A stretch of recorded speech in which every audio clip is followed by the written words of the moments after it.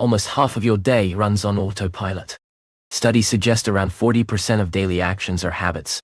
If so much is automatic, who is really driving your life? You or your loops? Today, we compare two powerful models, Charles Duhigg's habit loop and James Clear's expanded framework, often guided by his 4 laws. You will see how they fit together, where they differ, and how to use both to change any habit faster and with less friction. Welcome to Better Self. Here, you improve your life while improving your English. I use simple, clear language so you can grow your vocabulary and your mindset at the same time. By the end, you will understand the golden rule of habit change. Keep the cue and reward, change the routine, and you will also learn Clear's practical tools to shape your environment, your cravings, and your rewards. Think of this as a map and a toolkit. The map shows where you are in the habit loop. The toolkit shows how to build the road out. You will get examples you can use today. You will practice small steps that lead to big results. Most of all, you will gain a calmer, kinder way to adjust your behavior. No harsh willpower, just smart design and steady action. Let's begin by mapping the 2 loops, side by side, so the rest becomes obvious. Chapter 1. Map the 2 loops. Before we try to change a habit, we needed a clear map. Duhigg's map is simple. Cue, routine, reward. The cue triggers the behavior, the routine is the behavior, and the reward is the benefit your brain expects. His golden rule says, keep the cue and reward the same, but swap the routine. If you still get the reward, the brain accepts the new path. James Clear adds one more piece, craving. His loop is cue, craving, response, reward. The cue captures your attention. The craving is the desire the cue creates. The response is the action you take.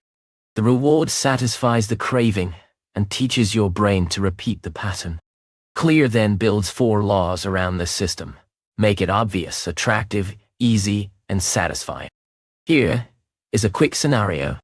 It's 3 p.m. You feel a dip in energy. You walk to the kitchen, grab a cookie, and feel short-lived. Duhigg would say, cue, 3 p.m. slump, routine, cookie, reward, energy, and a break. The golden rule says, keep the cue and reward, change the routine. Maybe a brisk 2-minute walk and a glass of water. Clear would add, notice the craving, energy, and relief. Then make the new response obvious and easy, and make the reward satisfying on the spot. As you listen, keep one habit in mind.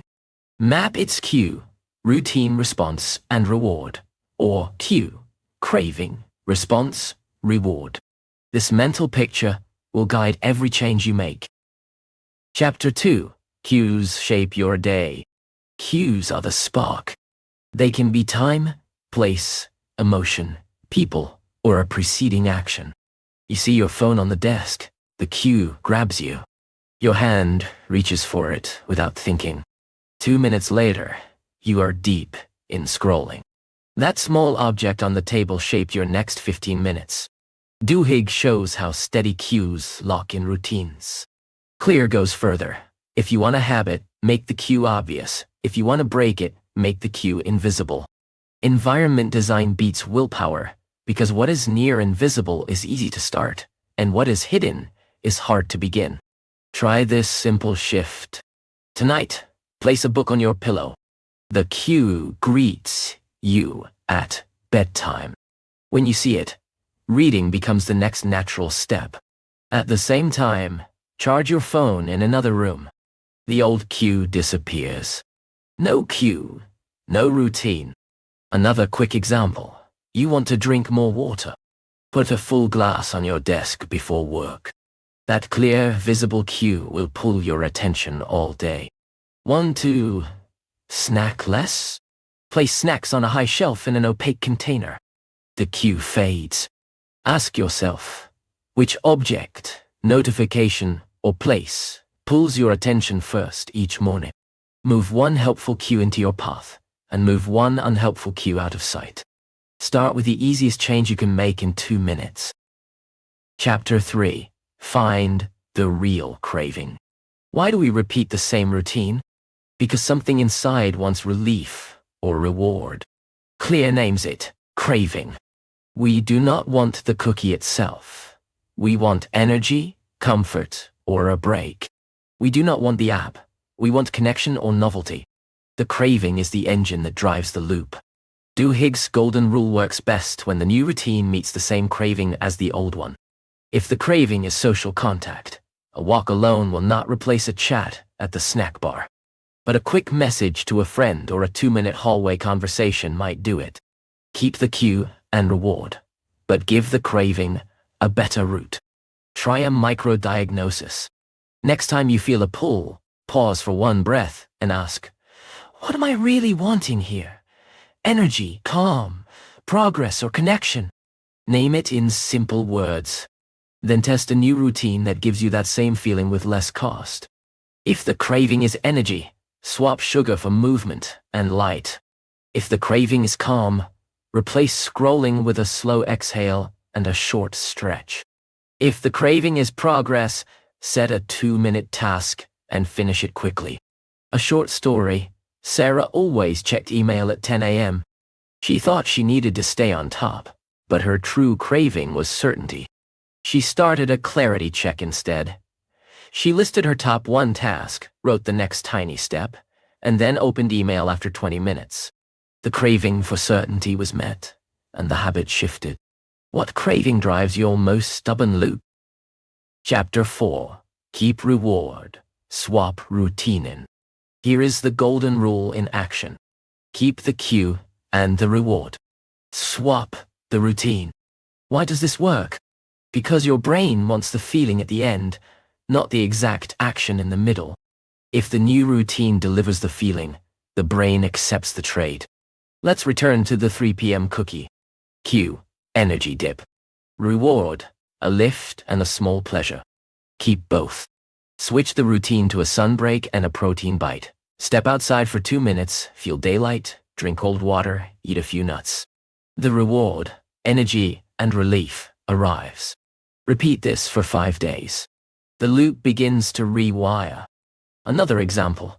After work, you crave a transition ritual. You used to open a beer. The reward was relaxation and a boundary between work and home.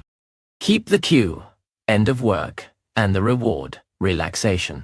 Try a 10-minute reset walk with music you love, then a cold sparkling water in a nice glass.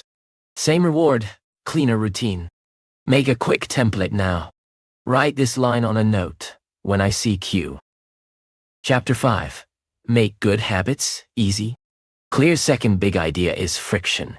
Reduce it for good habits, increase it for bad ones. When a habit is easy to start, you do it more often. When it is hard to begin, you do it less. Simplicity becomes your silent coach. Use the 2-minute rule. Any new habit should take less than 2 minutes at first. Open the book, lace the shoes, write 1 sentence, cut 1 vegetable. The goal is to show up. Once you begin, inertia helps you continue. If you stop at 2 minutes, you still win. The identity, I am a reader, a walker, a writer, a cook, begins to form. An example, you want to exercise after work, but you feel tired. Pack your gym bag in the morning and place it by the door, visible. When you arrive home, your only step is to change shoes and step outside. 2 minutes. If you feel good, keep going. If not, the habit still fires. Reduce choices. Prepare a default stack. 1 playlist, 1 place, 1 time. Less decision, more doing. Also, preload your environment. Put a yoga mat on the floor, a water bottle filled, and a small towel ready. When the cue arrives, the path is smooth. Ask yourself, where is the friction hiding? A missing charger? A messy desk? A locked cupboard? Remove 1 piece of friction for a helpful habit today, and add 1 piece for a harmful one, like a screen time limit with a hard passcode. Ease first, intensity later. Let easy be your entry point. Chapter 6. Make it immediately rewarding. The brain loves now. But many good habits pay later. Health, savings, mastery. To bridge the gap, make the good habits satisfying right away. Clear calls this the fourth law. Make it satisfying. Duhigg would agree. Reward drives repetition. Use instant signals. Track the habit on a simple calendar. 1 mark per day. The act of marking creates a small win. Pair the habit with a short, pleasant moment. Your favorite tea after a study block. A 30-second song after a tidy sprint. Keep it clean and quick. A short story. Marco wanted to practice English reading daily. The distant reward, fluency, felt far away. He made a micro-habit. Read 1 page aloud each morning. He kept a visible streak card on his desk. Every day he read, he added a dot. He also allowed himself a 60-second music break right after. The page was easy. The dot and music made it satisfying. 3 weeks later, 1 page became 3, and the habit stuck. Tie the reward to your identity. When you finish the habit, say a quiet line. I'm the kind of person who shows up. It sounds simple, but it reinforces who you are becoming. Identity-based rewards last longer than treats. If the habit helps your future self but feels flat now, add a tiny present joy. If the habit hurts your future self but feels great now, add a tiny present cost. Like a late-night scrolling tax jar where you drop a coin every time you slip. Immediate, honest feedback shapes behavior. Here is the core. Map your loop, serve the craving, and make the new path easy and satisfying. Keep the cue and reward, swap the routine, Duhigg's golden rule, and use Clear's 4 levers to shape your environment and your feelings. Small design beats big willpower. 1 cue moved. 1 2-minute start. 1 honest reward. Repeat, and the loop becomes yours. Now your turn. Which one habit will you redesign this week, and what new routine will you try first? Write your answer in the comments. If this helped, subscribe to Better Self. You'll grow your habits and your English together in simple language you can use daily.